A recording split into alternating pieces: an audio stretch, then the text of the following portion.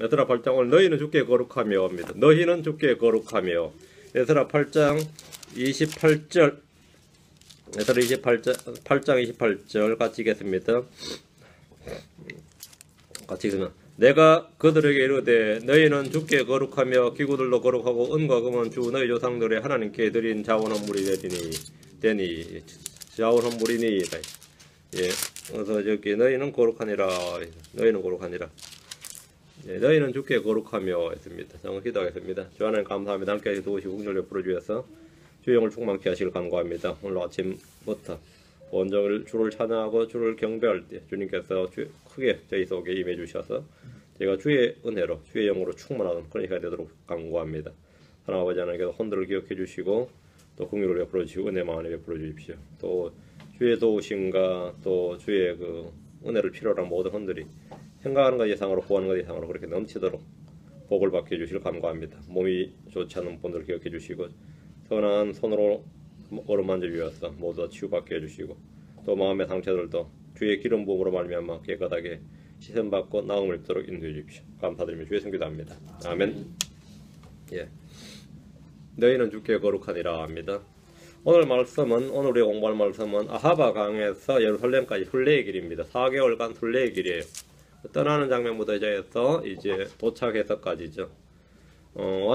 왕의 좋은 자들이 준 은과 금뿐 아니라 백성들이 거두어 준 자원 헌물들을 모두 가지고 예루살렘까지 안전하게 가는 그 운반 장면입니다. 운반 장면.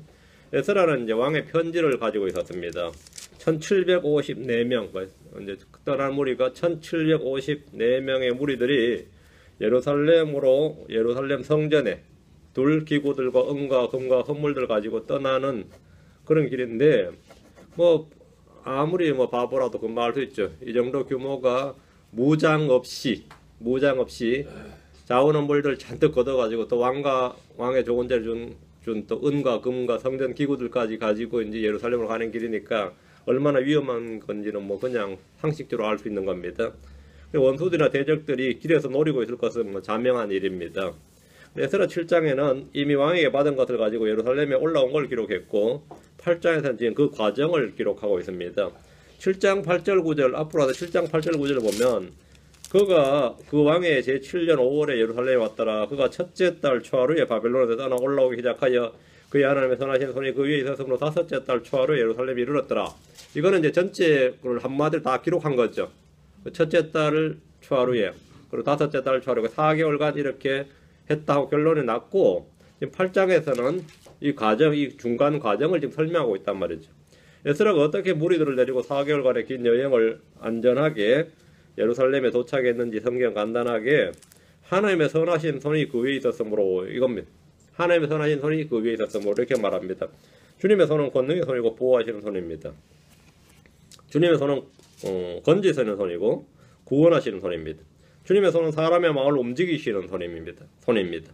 에스라는 자신이 한 일에 대해서 말하지 않고 이 일을 이루시도록 도우신 주님을 증언하고 있습니다. 자신이 얼마나 큰 활약을 했는지 그게 중요한 게 아니고 그거는 기록이 안 돼 있고 주님이 어떻게 우리에게 선하신 은혜를 베푸셨는가 지금 이걸 지금 성경에 기록하고 있단 말이죠. 우리는 언제나 주님을 증언하고 주님이 하신 일을 선포해야 됩니다. 하나님은 우리를 도우시고 지키시고 인도하시는 분입니다. 자, 본문을 보겠습니다. 24절 8장 24절 그때 내가 제사장들의 우두머리들 중에서 12명 곧 세리비아와 하사비아와 그들과 함께한 그들의 형제들 10명을 구별하고 에스라는 예루살렘으로 가는 길에 제사장들의 우두머리들 중에 12명을 선별하고 그들의 형제들 10명 총 22명을 구별을 했습니다.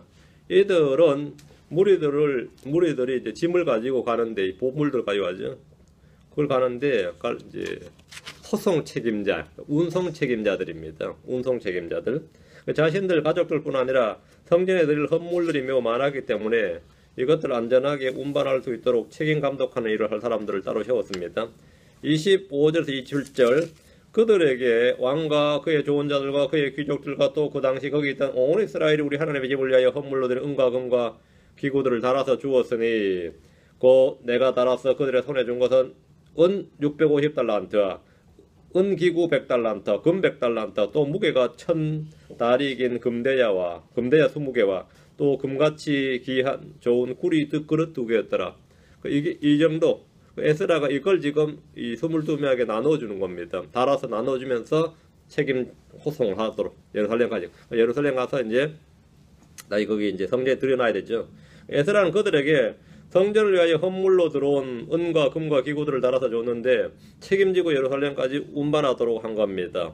이 일을 하려면 힘도 있어야 되고 이 책임감도 있어야 됩니다. 무엇보다 정직하고 선한 마음이 있어야 됩니다. 성전에 헌물로 드릴 것을 뭐 탐을 낸다든가 또 이익에 눈이 멀어가지고 좀 빼돌린다든가 그죠? 한 달란트 정도 빼돌린다든가 뭐 이래버리면 좀 그것도 골치 아프죠. 그건 재앙입니다. 재앙. 초대교회 때 믿는 사람들이 모두 자기 소유를 내놔가지고 공동으로 소유하고 진정한 공산주의가 안 있었어요. 초대교회 때. 이건 누가 시키지도 않았는데 자기 재산을 다 서로 내놓고 그들 중에서 아무도 자기 것이라고 자기 소유라고 주장하는 이가 없는 그렇게 하던 시절이 있었는데 그게 얼마나 갔을 것 같아요. 그런 시절, 그 좋은 시절이 얼마나 갔습니다. 사도행전 2장에서 그런 일이 있었는데, 사도행전 4장에서 그런 일이 있었는데, 얘들은 이 물질의 탐욕, 소유욕을 완전히 극복한 은혜와 성령이 충만한 사람들이었습니다. 성령이 얼마나 크고 강하게 임했던지 그 사람들 마음속에 이 물질에 대한 그 자기 것에 대한 이 소유욕이 다 사라진, 소유욕이 완전히 극복된 시절이었어요. 그 집집마다 도람이 찬양하고 또 필요한 걸 그냥 서로 나누어 쓰고 다 이렇게 해서 아무도 부족한 것이 없었더라 해서 이 막스가 그 장면 읽으면서 이것이야말로 우리가 세워야 될 정치적 공동체 이상향이다 해서 그래서 공산주의가 나온 겁니다. 공정한 분배. 공정한 분배라는 게 됩니까 그게? 그래서 사도행전에 어쨌든 그 일이 있었어요. 역사적으로 처음으로 그 일이 있었는데 사도행전 4장 33절 35절에 보면 그들 가운데 4장 34, 35절에 보면 그들 가운데 부족한 자가 아무도 없었으니 이는 땅이나 집을 소유한 자들이 그것을 팔아서 그 판 것들의 값을 가져다가 사도들의 발 앞에 두매 그들이 각 사람에게 필요한 대로 나누어 주었기 때문이더라. 그래서 사도들이 이제 그걸 분배를 해 줬어요. 다 갖다 놓으면 그 헌금으로 전 재산을 다 헌금해 버리고 공동 소유, 공동 분배가 된 거죠. 공동 소유, 공동 분배가 된 겁니다. 공산주의는 이게 이상이고 남한에서도 우리 남한에서도 못지않게 했어요. 우리는 협동 생산, 협동 판매였어요. 그래서 공동 생산, 공동 판매였고 이쪽에서는 비슷하게 한 게 이제 협동 생산, 협동 판매였죠. 그게 단위조합 농협 그런 거였습니다. 그렇게 했는데 사장에서 그렇게 해가지고 진짜 이상적인 이 교회 공동체가 초대교회 공동체가 형성이 됐는데 그럼 그 일이 오래 지속되질 않았습니다. 아나니와 삽비라는 거짓으로 속여서 헌금하다가 즉살했고요. 부부가 제자들이 불어나자 배급 문제로 불평하고 다투는 일도 생겼습니다. 그게 6장입니다. 4장 5장까지 지나면서 6장에서 파토난 거죠. 이때 헌금을 관리할 사람들을 뽑았는데 그 요건이 뭐였던 것 같아요? 그 요건이 7명을 뽑았거든요. 정직하다는 너희 가운데 정직하다는 평판이 있고 성령님과 지혜가 충만한 사람 이랬어요. 그거 정직하다 성령님과 지혜가 충만한 사람 이 사람들에게 뭐 이 헌금 관리를 맡긴 거예요. 헌금 관리를. 에스라가 이 일을 하도록 뽑은 12명의 제사장과 10명의 형제들 역시 그런 부류의 사람들입니다. 정직하다는 평판이 있고 성령님과 지혜가 충만한 사람. 에스라가 그들의 손에 나눠준 물건을 보면 은 650달란트와 은기구 100달란트와 금 100달란트와 또 무게가 1000다리긴 금대여 20무게와 또 금같이 귀한 좋은 구리 그릇 2개였더라. 이걸 이제 나눠서 무게가 상당합니다. 은과 금이 다 무게가 상당한데 달란트라는 게 무게 단위거든요. 적은 양이 아닙니다. 구약과 신약에서 이 달란트의 그 무게 단위가 좀 다릅니다. 근데 이제 신약에서는 이제 로마 걸 그리스 로마가 기준이 되니까 그렇고요. 구약에서는 이제 여기서 이제 바빌론 페르시아죠. 그래서 보통 이제 한 달란트를 30kg을 약간 넘게 봅니다. 뭐 어떤 지역에서는 20kg도 있고 많은 데서 40kg도 있는데 보통 우리 평균 달 때 34kg 그렇게 말해요. 이제 달란트를. 그럼 은 650달란트 하면 22,100kg입니다. 1000kg 1톤 아니에요. 거의 1000kg 1톤인데 10,000kg이면 그러면 10톤이죠. 22,000이면 22톤이라. 그리고 은이 22톤이란 말이에요. 이게 장난이 아니죠. 금 한 달란트는 또 지금 금이 100달란트라 했죠. 은기가 100달란트, 금 100달란트니까 달란트가 지금 이 장난이 아닙니다. 이 정도 무게라면 이걸 나눠 가지려면 수레를 가져와도 땅이 무게로 해서 축축 파일 정도로 무게가 나가는 거예요.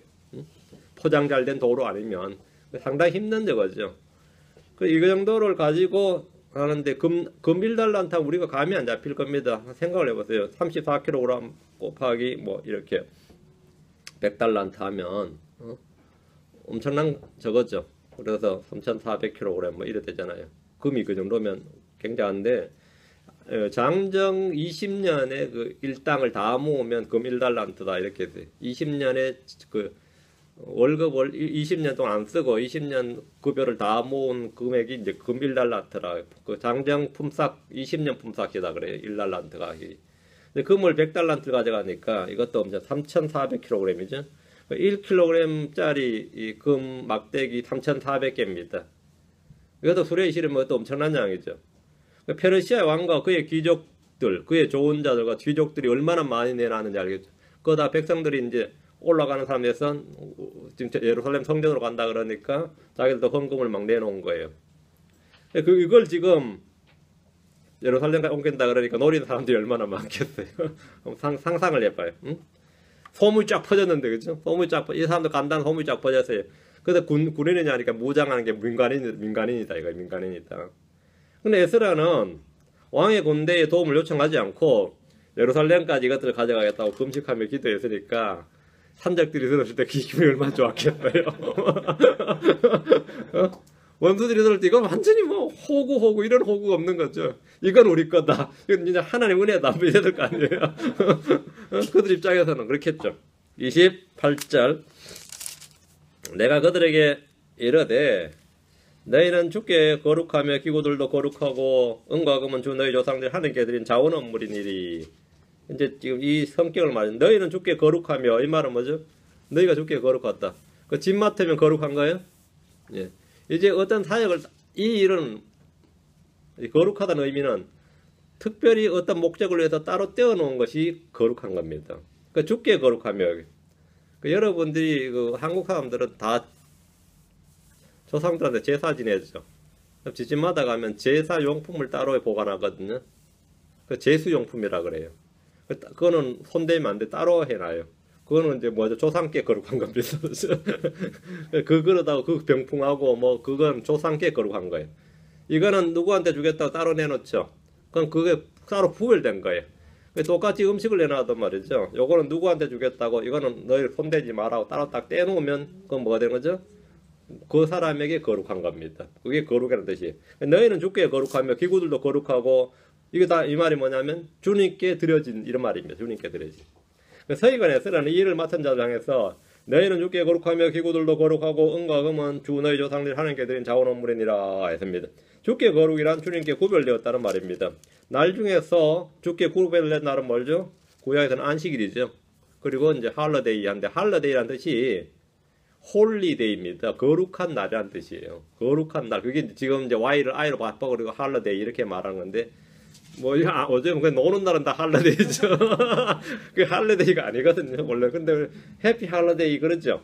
그게 뭐냐면 누구의 거룩한 날이죠. 하여튼 그건 자기한테 떼놓은 거죠. 이건 오늘 내가 뭐 산에 가든지 뭐 여행을 가든지 그건 자기한테 거룩한 날, 자기한테 떼놓은 날이고, 이 성경에서 말하는 명절 같은 건 주께 예배드린 날이죠. 헌물을 드리든가 그건 주께 거룩한 날이고 홀리데이 거룩한 날입니다. 월삭이라든지 안식이라든지 뭐 명절 같은 거 그런 거죠.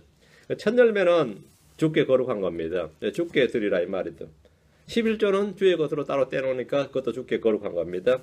하나님께 지정하신 것들은 다 주께 거룩히 구분된 겁니다. 여러분이 뭐 매주 월요일, 주일날 이렇게 교회 온 이게 첫날이거든요. 우리한테는. 안식일은 마지막 날이지만 저희는 이게 주의 첫날입니다.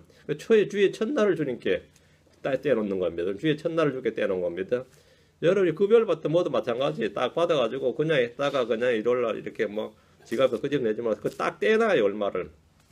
그게 뭐냐? 이건 주께 거룩이 딱 떼놓는 순간부터 이제 그건 이제 못 쓰는 거지. 근데 여러분 이제 그게 싫은 사람들은 어떡하죠? 일단 쓰고 나서 남는 거 주는 거지. 쓰고 나서 남는 거 주는 거 그렇게 하지 말고 이왕 할 만큼이면 이거는 주께 거룩하고 딱 떼놓는 게 좋아요. 그렇게 습관을 그렇게 쓰리라고요. 예. 이게 또 자유가 없어지나 그러면 자유가 없어져요? 이렇게 양이 중요한 게 아니고 양이나 액수가 그건 여러분이 자원에다 자기 마음대로 정하시 자기 마음에 원하는 데 정하시고 예, 딱 떼놓으라고요. 그 주께 거룩한 거, 첫 소산물은 주께 거룩 이렇게 떼놓으라고요. 11전 주의 것으로 주께 거룩 이런 식으로요. 구약에서는 그랬습니다. 사람들 중에서 주께 거룩한 사람 누구였냐면 레인들이었어요. 레인들은 주께 거룩한 자들이었습니다. 또 하나님께서 지정하신 것들은 다 주께 거룩한 것들 이래 됐습니다. 그리고 이제 스스로 나가 거룩하게 구분하겠다고 자기 마음에 두면 무엇이든지 이 주께 봉헌을 하면 그것은 주께 거룩하게 구별된 것. 이게 주께 거룩이라는 뜻이었습니다. 여러분이 주께 매주 교회 오면서 자원에서 얼마 헌금을 합니다. 우리가 드리는 헌금은 율법에 따라 드린 게 아닙니다. 강제 규정이나 의무가 아니고요. 율법에 따라 드린 게 아니에요. 그런데 얼마를 따로 떼어서 자원에서 자기가 정한 대로 즐거이 내면 그게 주께 거룩한 겁니다. 왜 냅니까? 예, 교회가 필요한 일을 하고 필요한 것에 쓰도록 내는 겁니다. 역대기상 29장 5절에 그런 적 이날 누가 자원하여 자기의 섬길 것을 주께 거룩히 구분하겠느냐 하니라. 누가 하겠느냐 하면 그것을 제가 하겠습니다. will 하면 그게 뭐죠? 자원이 되는 겁니다. 그게 자원 헌물입니다. 그 구약에서도 사실은 이 성전에 관련된 일들은 다 자원 헌물로 충당을 했습니다. 여기서도 이건 주에게 자원 헌물이니라 지금 이렇게 돼 있죠. 지금 28절에 하나님께 드린 자원 헌물이니라 자원 헌물. 우린 다 자원해서 자기의 섬길 것을 주께 드리는데 그냥 드린다가 아니라 거룩히 구분한다 이 말입니다. 에스라는 너희는 주께 거룩하며 이랬는데 성도들은 모두 주께 거룩한 사람들입니다. 그래서 크리스천이란 뜻 자체가 성도란 뜻 자체가 분리된 사람, 거룩히 구별된 사람이란 뜻입니다. 주께 거룩한 사람들은 주님께서 그를 구별했다. 분리해서 주의 소유로 인쳤다. 드려졌다. 이 말입니다. 예수를 믿을 때 그 사람은 세상에서 구별되어서 주께 소유로 구분됩니다. 주의 소유로. 주께 소유로. 우리 몸은 하나님의 영이 거하는 주의 성전으로 구분되었습니다. 우리 몸은 더 이상 우리 자신의 것이 아니라 주의 것입니다. 자신이 주께 거룩한 자라는 사실을 잊지 않도록 하십시오. 주께서 자신에 대해서 하신 말씀을 믿지 못하는 성도들은 가장 불행하고 비참한 사람들입니다. 주님이 나에 대해서 하신 말씀을 내가 못 믿어요. 너는 이제 성도다. 제 같은 사람이 무슨 성도입니까? 이러면은 나 같은 사람이 무슨 뭐 이러면은 그 말은 뭐냐면 네가 진짜 행실과 모든 게 엄청나게 거룩하고 뭐 빛과 번쩍해서 성도가 아니라 주님께서 너를 구별했다 이 말이에요.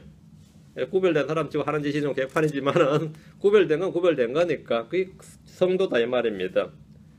그래서 거룩하다, 거룩한 자다요. 율법이 거룩하다는 것을 믿고 성전이 거룩한 것도 믿고 뭐 거룩한 예루살렘에도 뭐 별 거부감 없고 그렇죠. 거룩한 대원자, 거룩한 사도들 이러면 어때요? 별로 우리 거부감 비받죠 크리스천들. 근데 거룩한 나 하면 어때요? 거룩한 형제, 거룩한 자매 다 맞는 말입니다. 예수를 믿는 자신이 예수를 믿는 우리 형제들이 다 거룩하다는 것은 성경의 증언입니다. 근데 이런 주의 말씀을 믿지 않는 것은 참 웃긴 일이죠. 베전서 2장 5절 9절에 보면 너희는 살아있는 돌들로서 영적 집으로 건축되고 예수를 통해 하나님께서 받으실 만한 영적 희생물 드리는 거룩한 제사장이 되었도다. 너희는 뭐라요? 거룩한 제사장이 되었도다. 되었도다. 성경 우리가 거룩한 제사장이 되었도다 이렇게 말합니다. 거룩한 제사장이 되라든지 뭐 될 수 있다든지 될지도 모른다든지 되도록 힘써 노력하라든지 이런 말씀이 아니고 되었도다. 거룩한 제사장이 되었도다. 우리는 아멘하고 받는 겁니다. 우리는 구약의 레위 제사장들 같이 혈통으로나 율법으로 된 제사장이 아니고 짐승의 피를 드리는 제사장 그것도 아니고 하나님의 영으로 말미암아서 영적인 희생물을 드리는 거룩한 제사장이 되었습니다. 어느 교단이나 신학교에서 임명한 목사도 아니고 선교사도 아니고 부흥사도 아니고 교사가 아니라 할지라도 여러분 모두 예수를 믿는 순간에 그때부터 모두 주 하나님께서 임명하신 거룩한 제사장이 되었습니다. 그 제사장 직무를 잘 하느냐 못하느냐는 따로 문제고 일단 거룩한 제사장이란 신분은 거룩한 제사장이 된 겁니다. 거룩한 제사장이 되었다. 어느 교단에는 이 목사를 임명하면서 아니면 어떤 사역자를 임명하면서 이 거룩한 사역자 이렇게 말하죠. 사실 다 사역자입니다. 다 제사장이고 다 제사장입니다. 2장 9절 베전서 2장 9절에 그러나 너희는 선정된 세대의 왕가의 제사장이요 거룩한 민족이요 특별한 백성이니 이것은 너희를 어둠에서 불러내어 자신의 놀라운 빛으로 들어가게 하신 분께 대한 찬양을 너희가 전하게 하려 하심이니라. 여러분, 너희는 왕가의 제사장이요 이런 말씀이 있죠. 성경에서 너희는 왕가의 제사장이요 이래. 제사장이란 말을 이제 캐톨릭에서는 우리가 프리스트 그러죠. 프리스트 이게 제사 그쪽에서는 사제 이렇게 말합니다. 사제 뭐 제사를 거꾸로 한 게 사제예요. 같은 말인데 사제는 이제 제사를 집행하는 사람들이죠. 하나님 죽어버려가지고 제사 지내는 거지. 미사라 그러잖아요. 미사가 제사란 뜻입니다. 미사를 집전하는 사람을 사제라는데 말 같지 않은 소리고 그 제사장이라 그런다 사제라 그러는데 그게 프리스트거든요. 캐톨릭 교회는 사제를 특별한 지위로 평신도들보다 약간 위에 두지만 많이 위에 두지만 성경 모든 성도가 다 뭐라고요? 프리스트다. 모두가 다 제사장이라고요. 왕가의 그것도 거룩한 제사장, 왕가의 제사장입니다. 우리는 뭐래? 거룩한 제사장, 왕가의 제사장인데 로만 칼라 딱 하고 뭐냐 그러면 사제라 그러면 나도 사제인데 그러세요. 그 어느 교구에 속합니까? 그러면 난 특별한 교구 없고 나는 왕가의 로열 프리스트후드다 이렇게. 여러분 자신의 그 아이덴티티를 분명히 알아야 돼요. 데살로니가전서 5장 27절에 보면 내가 주를 힘입어 너에게 명하노니 모든 거룩한 형제들에게 이 사실을 읽어주라. 사도 바울이 편지를 보내면서 모든 거룩한 형제들에게 이 사실을 읽어주라 그랬거든요. 데살로니가 교회 성도들이나 크리스천들 다 뭐라 부른 거죠? 모든 거룩한 형제들, 거룩한 형제들 했다는 거죠. 바울은 자신이 쓴 편지를 모든 거룩한 형제들에게 읽어주라 했습니다. 크리스천들을 거룩한 형제들 이랬다는 겁니다. 히브리서 3장 1절에도 그러므로 거룩한 형제들과 하늘의 부르심에 참여한 자들아 우리의 신앙 고백의 사도시며 대제사장이신 그리스도 예수님을 깊이 생각하라. 거룩한 형제들 곧 하늘의 부르심에 참여한 자들. 거룩한 형제들이 누구죠? 하늘의 부르심에 참여한 자들이다 이거예요. 구원받은 성도는 다 거룩한 형제들임을 볼 수 있습니다. 거룩한 형제들은 모든 행실에서 다 거룩해야 됩니다. 베드로전서 1장 15, 16절에 오직 너희를 부르신 분께서 거룩하신 것 같이 너희도 온갖 종류의 행실에서 거룩할지니라. 기록된 바 내가 거룩하니 너희도 거룩하라 하셨느니라. 거룩해지기 위해서 거룩한 행실이 필요한 것이 아니고 거룩한 자들이기 때문에 거룩한 행실이 따라야 된다 이 말입니다. 우리는 거룩해지기 위해서 거룩한 행실을 하는 게 아닙니다. 거룩한 자이기 때문에 거룩한 사람, 거룩한 제사장인 거룩한 형제들이기 때문에 거룩한 행실을 하는 겁니다. 29절입니다. 너희는 예루살렘에서 주의 집 방들에서 제사장으로 레위 사람들의 우두머리들과 이스라엘의 아버지들의 우두머리들 앞에서 그것들을 달 때까지 지금 달아준 걸 다시 다는 거죠. 가서 점검해죠. 달 때까지 주의하여 그것들을 지키라 하며 주의하여 그것들을 지키라. 뭐할 때까지 지키라 하죠.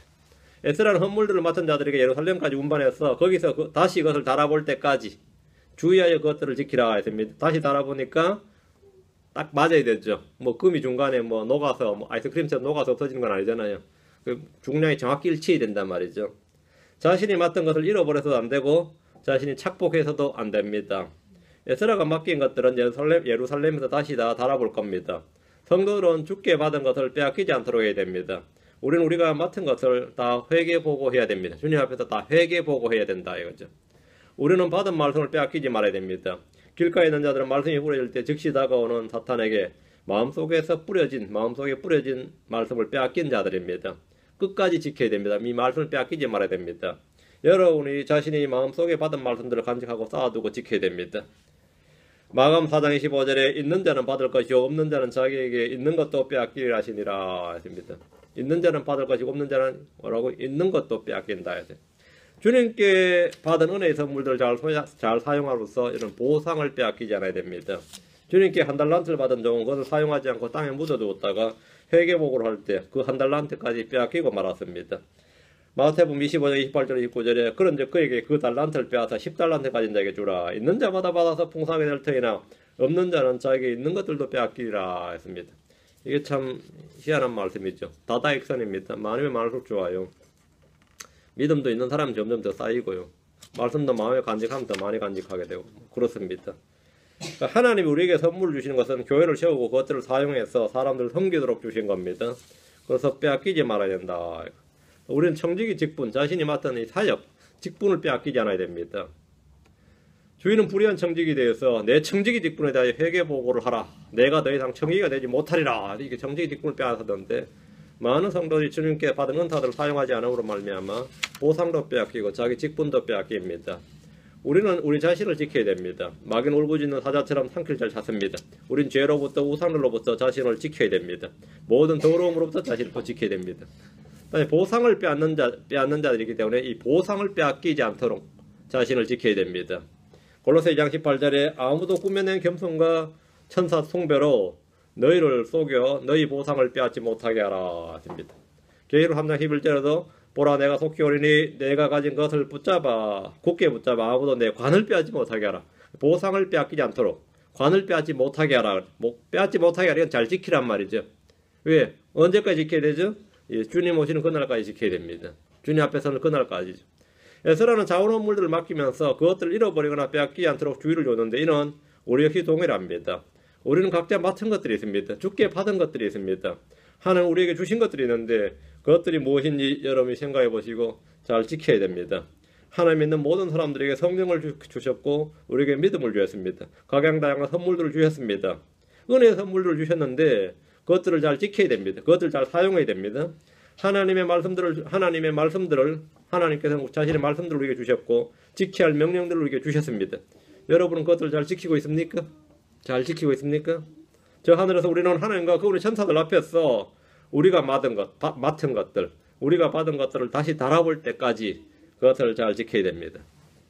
30절입니다. 이에 제사장들과 레위 사람들이 은과 금과 기구들을 예루살렘으로 우리 하나님의 집으로 가져가려고 그 무게대로 취하니라. 각자 무게대로 이제 취했죠. 이제 주로 성전 기구들, 성전에 관련된 것들은 대부분 다 제사장들이 취했을 것이고, 나무 형제들은 이제 자원 업물들을 취했겠죠. 그래서 취했어요. 이제 이걸 이제 운반하는 겁니다.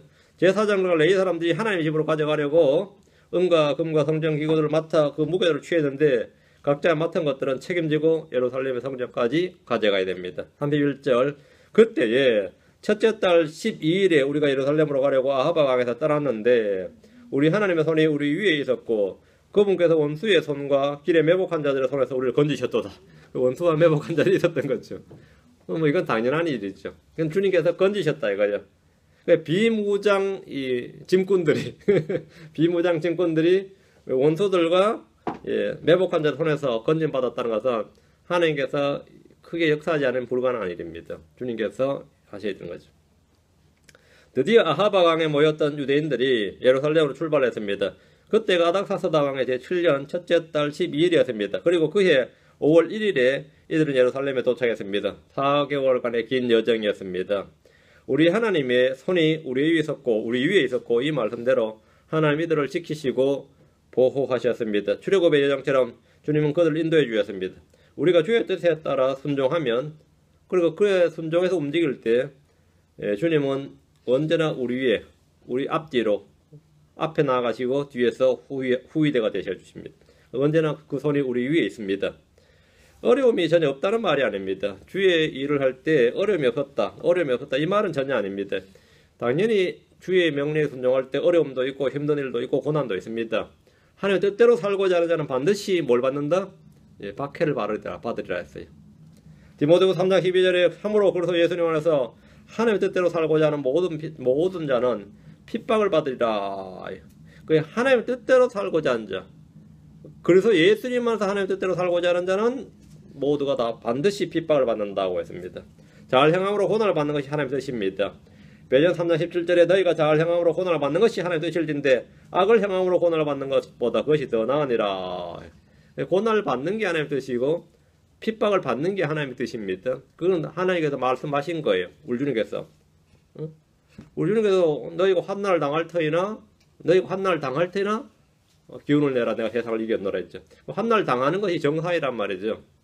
그러니까 작은 교회든 큰 교회든 선교사를 하는 데는 여러 가지 고난이 있는 게 정상인데 그 고난이 있다고 그렇게 열받아하고 자기가 버림받은 자처럼 생각하고 불평불만하고 한다는 것은 지금 뭔가 크게 착각을 하고 있는 거죠. 그렇죠. 뭐 교회 갔더니 뭐 목사가 쫓겨나고 말이죠. 뭐 좀 읽어놓으면은 장로들이 쫓아내버리고 뭐 좀 하면 성도들이 뭐 반란 일으켜버리고 뭐 이거는 뭐 필연적인 일입니다. 모세 같은 위대한 지도자들도 말이죠. 모세 몰아내자도 거의 반란자들이 우두머리들이 250명 들고 일어났어요. 그냥 평민들도 아니고 우두머리급이 250명 들고 일어나서니 황당하죠. 그러다 또 친위 반란도 있었거든요. 미디안과 아론 이건 완전 자기 가족인데 친위 반란이 일어났고 뭐 말도 못합니다. 12명 정상권 뽑아 보내놨더니 안 된다고 앞에 10명이나 뭐 10대 2 아니에요. 10명이나 뭐 안 된다고 딱 해버리고 백성들은 전부 다 모세한테 돌 들고 치려고 해대고 맞죠. 이런 일이 뭐 수시로 있으니까. 근데 그것이 정상적인 길이다 말이죠. 정상적인 길이에요. 영국의 잔 웨슬리 목사 같은 경우도 말이죠. 이 잔 웨슬리 목사는 영국에서 미국에서는 D.L. 무디가 이제 제일 많이 혼들 이겨왔다 그러죠. 영국에서는 잔 웨슬리가 제일 많이 역사상 기독교 역사상 그만큼 많이 한 사람이 없을 겁니다. 혼들을 구원한 사람이 없는데요. 그 사람 하루라도 박해가 없으면 자기가 하나님의 길에서 벗어나 있는 줄 알았습니다. 하루라도 박해가 없으면. 어느 날 하루가 너무 평안하게 무사하게 지나가면 주님 앞에 기도를 하는데 오늘 하루는 어떻게 이렇게 무사하게 지나가는데 내가 주님 앞에 뭔가 잘못한 거 있습니까? 기도하면은 애들이 저 미친 영감하면 돌 던지고 막 그랬어요. 그러면 그 양반이 얼른 내가 지금 바른 길에 있구나. 박해가 있는 게 뭐라고요? 이 정상이다 이 말입니다. 웨슬리 목사는 이제 평생의 가시가 자기 부인이었어요. 자기 부인이 뭐 완전히 그렇게 골 때리는 마누리 세상에 없었어요. 뭐 기도하는데 뭐 수염 잡아 당기고 말이죠. 머리카락 뒤에서 막 잡아 당기고 막 이런 사람이어서 웨슬리 비서들은 같이 사이까지 완전 기겁을 하는 거예요. 집회하면 말이죠. 저 자식 거짓말쟁이다 그러면 고함 지르고 말이지. 복도에 나가지고 이런 사람이었고 제가 성경 그분한테 많이 배웠던 그분 목사님도 뭐 그분은 이혼을 한번 했거든요. 첫 번째는 불신자 결혼했고 신자 돼서 이혼했는데 뭐 이 신자 돼서 막 성경을 장모님 사준 성경책을 읽기 시작해서 이제 진짜 독실한 크리스천이 되어가지고 했더니 뭐 집에 와서면 성경 읽고 하니까 마누리 그러는 나도 사실은 크리스천인데 그러더라는 거죠. 근데 난 당신하고 결혼해서 성경 한번 읽는 걸 본 적이 없고 기도하는 거 한번 본 적이 없고 교회 가는 거 한 번도 본 적이 없는데 크리스천이었단 말이냐. 근데 크리스천인데 뭐 어떡하라고 이렇게 제발 성경 좀 읽지 마 그러더라는 거예요. 집에서 내 번 앞에 성경 읽지 마 그래. 그런 마누리도 있더라 이거죠. 하여튼 그 사람하고 이혼을 했어요. 하도 뭐 이혼하면 안 되니까 이혼을 했는데 하여튼 집회 때마다 따라와가지고 저런 거짓말쟁이 있다 사기꾼이다 저놈이 전 남편이었다 이렇게 해가지고 고생하는 거 있죠. 그런 뭐 그게 어떨 것 같아요? 정상이 같아요? 비정상이 같아요? 예, 뭐 비정상 아닙니다. 정상이에요. 우리 크리스천들이 여러분이 어떤 뭐 고난 당한다 그랬죠. 뭐 여러분 들어보면 사실 내가 볼 때 뭐 고난 같지 않는 좀 사치스러운 그 불평을 많이 해요. 사치스러운 불평을 많이 하는데 예. 하나님께서 여러분이 깨어있게 할 겁니다. 고난을 받는 것은 지극히 정상이고 박해를 받는 것도 정상이고 환난을 당하는 것도 정상이지 이 정상을 자꾸 비정상으로 믿는 분들이 있어요. 정상을 비정상으로 믿는 분들이 있습니다. 고난을 받는 게 정상입니다. 예. 그러니까 고난을 받을 때 고난을 받는 자들은 자기 뭐 욕심으로 이래 받던 고난이든 의를 행하다 받는 고난이든 하여튼 뭐 잘못해서 징계를 받는 고난이든 하여튼 받아요. 받으면 어떻게 해야 되느냐 이 말이에요. 그걸 어떻게 해야 되죠? 자기 혼을 신실하신 하나님께 맡겨서 지키시게 해야 됩니다. 베드로전서 4장 19절에 그러므로 하나님 뜻대로 고난을 받는 자들은 잘 행하는 가운데 자기 혼을 그분고 신실하신 창조주께 맡겨 지키시게 할지어다. 지키시게 할지 맡겨서 지키라고. 에스라는 금식하고 기도하면서 자신들의 모든 여정을 주께 맡겼습니다. 왕의 군대를 빌리지 않고 주께 의지한 결과 길에서 원수도 없고 매복한 자도 없었던 것이 아니라 원수도 있고 매복한 자들도 있었는데 주님께서 건져주셨다. 주님께서 우리를 건지셨도다. 여러분이 모든 그 어려움에서 파산의 위험이든 이혼의 위험이든 뭐 자녀들이 땡깡치는 위험이든 이런저런 위험이든 주님께서 뭐라 건져주셨도다. 이들이 가는 길에는 원수들이 있었고 성전으로 가는 엄청난 재물을 노리고 매복한 자들이 많이 있었습니다. 불문가지죠. 물어볼 필요도 없는 겁니다. 우리가 믿음의 길, 이 순례의 길을 가는데 그런 게 없다는 것은 말이 안 되지. 당연히 있습니다. 31절에 우리 하나님의 손이 우리 위에 있었고 그분께서 원수의 손과 길에 매복한 자들의 손에서 우리를 건지셨도다 했습니다. 우리는 과정에서 무슨 일이 있었는지 자세하게는 지금 기록이 안 돼서 모르지만 원수들과 매복하는 자들이 있었고 하나님께서 그들의 손에서 건지셨다는 사실은 분명합니다. 우리는 삶의 여정에서 많은 어려움이 있습니다. 참으로 어려움이 있어서 안 죽고 지금까지 살아온 게 신기하다 싶을 때가 실제 많이 있어요. 다들 평안하게 살아서 안 그런가 보는데 나만 그런가? 그 백척간의 그 삶의 위기가 한두 번이 아니죠. 저희 집사람 절 만나서 그걸 좀 체험해가지고 징하다 그러네. 그전엔 그게 없었는데 그게 엉뚱한 놈 하나 만나면 고생하는 건데 이 사람들도 말했죠. 에스라가 좀 융통성을 발휘했어. 그냥 왕한테 그죠? 기병대를 붙여주었으면 얼마나 그 평안하게 갈 텐데 그 금식하고 기도하고 해가지고 이런 위험을 당하고 사수하는 느낌이 들었죠. 응? 사수하는 느낌이잖아요. 참 지혜가 없는 대장 만나가지고 그죠? 근데 크리스찬이 주님만을 신뢰하고 하겠다는 것은 잘못한 게 아닙니다. 거기서 당하는 고난은 당연히 당하는 거죠. 어쨌든 주님은 그들의 손에서 그들을 건지셨다는 것은 분명합니다. 우리는 삶의 여정에서 많은 고난과 어려움과 어떨 땐 감당할 수 없는 뭐가 있습니다. 있어요. 주님께서 너희가 세상에서 환난을 당할 터이나 기운을 내라고 하신 대로 우리는 환난을 당하지만 구원자, 구출자가 항상 함께 계시기에 힘을 내고 승리를 하는 겁니다. 32절입니다. 우리가 예루살렘에 이르러 거기서 사흘 동안 머무니라. 드디어 예루살렘에 도착했습니다. 4개월의 여행을 마치고 4개월간의 여행을 마치고 무사히 목적지에 그 짐들을 다 들고 왔어요. 이들은 이곳에 놀러 온 것이 아니라 주를 섬기러 왔고 페르시아에서 주께 드린 자원 헌물들을 모두 가지고 왔습니다. 3절 3, 4절 이제 나흘째 되는 날에 우리 하나님 집에서 제사장인 우리의 아들 무레모스의 손으로 은과 금과 기구들을 달았더라. 비느하스의 아들 엘르아살이 그와 함께하고 레위 사람들 곧 예수아의 아들 요사박과 빈누이의 아들 노아다가 그들과 함께하며 모든 것을 수대로 세고 무게대로 달며 그때 모든 무게를 기록하였더라. 도착한 지 나흘째 되는 날에 제사장 우리의 아들 무레못이 가져온 은과 금과 기구들을 달았습니다. 이제 에스라가 출발할 때 달아준 그대로 이제 일치이 되죠. 이 일에 이제 동원된 사람이 비느하스의 아들 엘르아살, 레위 사람들 곧 예수아의 아들 요사박과 빈누이의 아들 노아다가 함께했다. 이렇게 되어 있습니다. 기록이 그렇게 되어 있습니다. 모든 물건을 수대로 세고 무게대로 달고 기록을 했습니다. 제사장들은 받은 헌물들의 성전 출납 기록을 확실히 했습니다. 우리가 이 땅에서 주께 드린 모든 것은 이렇게 철저하게 기록이 됩니다. 하나님은 우리의 행위와 수고에 따라 갚아주시는데 그 전에 주님은 달아보시고 세어보시고 기록하십니다. 심판 때 사람들은 자신들의 행위가 다 기록된 책들이 펼쳐져 있고 그 책에 기록된 대로 심판받는 것을 보게 될 겁니다. 성도들은 기록된 대로 보상을 받습니다. 불신자들은 기록된 대로 심판을 받습니다.